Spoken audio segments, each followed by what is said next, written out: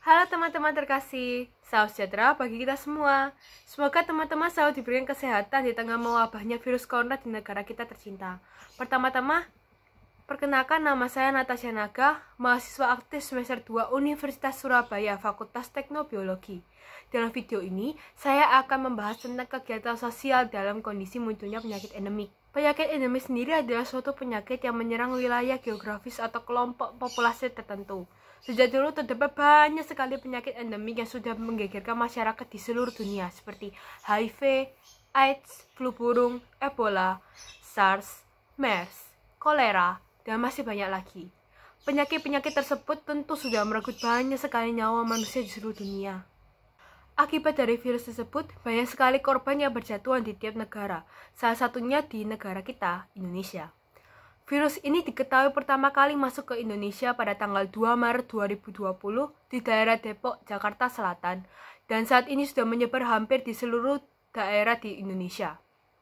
Pemerintah sendiri sudah mengambil tindakan untuk mengurangi penyebaran virus ini di Indonesia dengan himbauan untuk melakukan social distancing kepada seluruh warga Indonesia. Social distancing sendiri dapat dikatakan menjaga jarak antara satu orang dengan orang lain, sehingga banyak sekali masyarakat baik pelajar maupun pekerja harus melakukan segala kegiatannya di rumah atau biasa disebut work from home.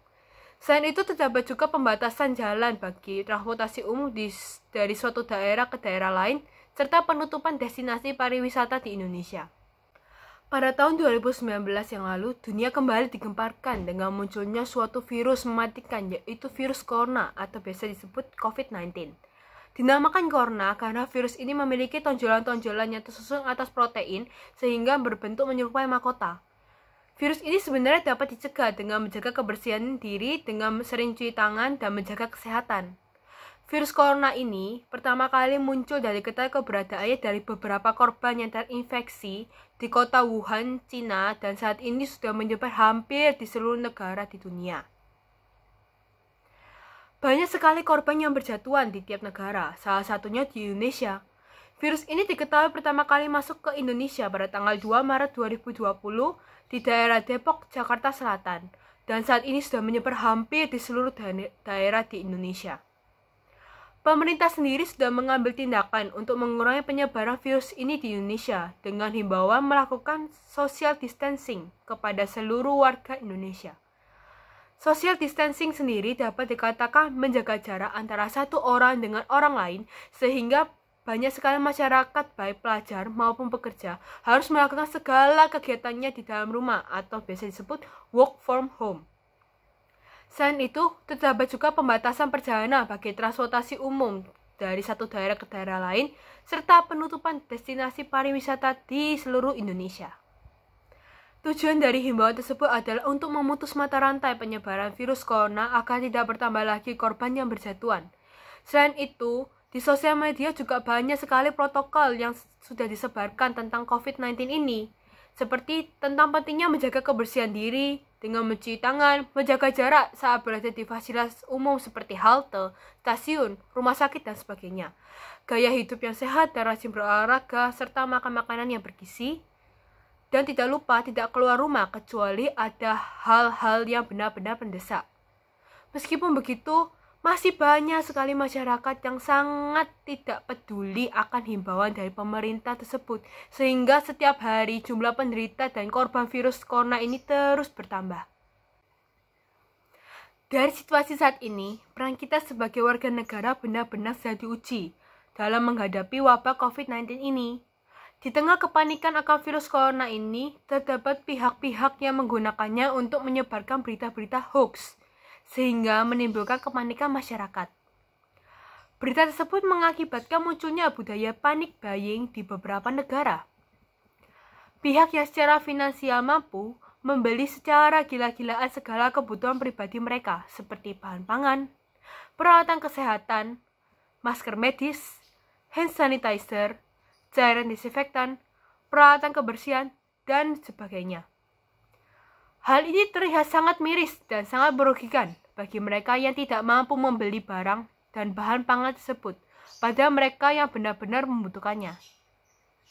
Selain itu, banyak oknum pedagang yang tega menimbun barang-barang yang banyak dicari masyarakat saat ini.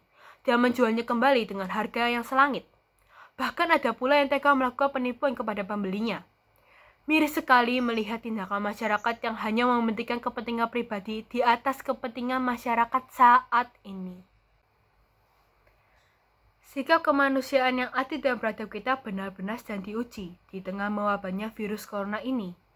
Sebagai warga negara yang baik, alangkah mulianya jika kita merasa memiliki rezeki berlebih ataupun memiliki beberapa barang yang sangat dibutuhkan oleh tenaga medis dapat kita sumbangkan kepada mereka yang berada di lini depan penanganan COVID-19 ini. Kita juga dituntut untuk bersikap kreatif dalam membuat alat pelindung diri seperti masker dari bahan kain, hand sanitizer dari lidah buaya dan alkohol, bahkan membantu menggalang dana dari masyarakat yang terketuk hatinya agar menyisihkan sebagian rezeki yang mereka miliki untuk membantu pemerintah dalam menangani kasus virus corona ini. Di balik dari semua ini, banyak sekali hikmah yang dapat kita petik.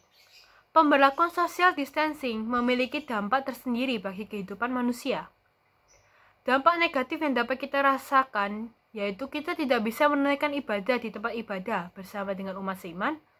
Beberapa masyarakat yang bekerja tidak dapat dilakukan dari rumah terpaksa tetap menjalankannya di tengah wabah yang sedang melanda saat ini. Padahal hal tersebut dapat mengancam nyawanya sendiri. Seperti para petugas medis, ojek online, penyapu jalan, dan lain sebagainya. Pelajar maupun guru terpaksa melakukan pembelajaran secara online, meskipun dirasa kurang efektif dibandingkan secara offline.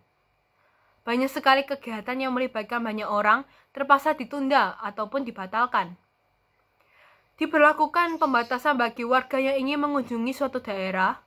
Penggunaan internet semakin merajalela karena kita tidak bisa bertatap muka dengan teman maupun kerabat.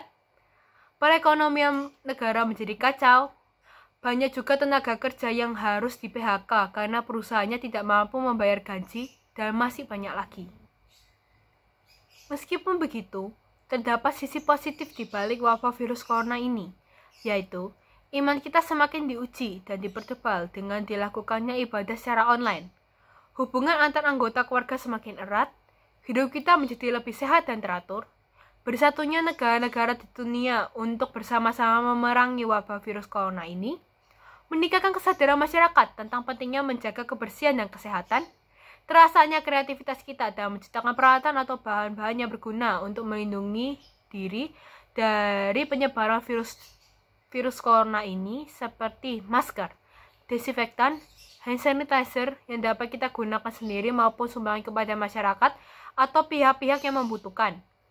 Mengurangi pencemaran lingkungan sehingga memberikan waktu sejenak bagi bumi untuk beristirahat dan membersihkan udara dari polusi sehingga dapat mengurangi global warming. Oleh karena itu, marilah kita semua bersatu dan berjuang bersama untuk memerangi virus corona ini, serta meningkatkan kepentingan umum daripada kepentingan pribadi. Jangan mudah untuk percaya akan berita-berita hoax yang dapat menimbulkan kepanikan sosial. Tetap tenang dan cobalah untuk mengikuti himbauan pemerintah, karena mencegah lebih baik daripada mengobati. Demikian pembahasan tentang kegiatan sosial dalam kondisi munculnya penyakit endemik. Saya mengucapkan terima kasih kepada teman-teman yang sudah menonton video ini. Sekian dari saya, terima kasih. Dan jangan lupa tetap menjaga kesehatan ya teman-teman. Sampai jumpa.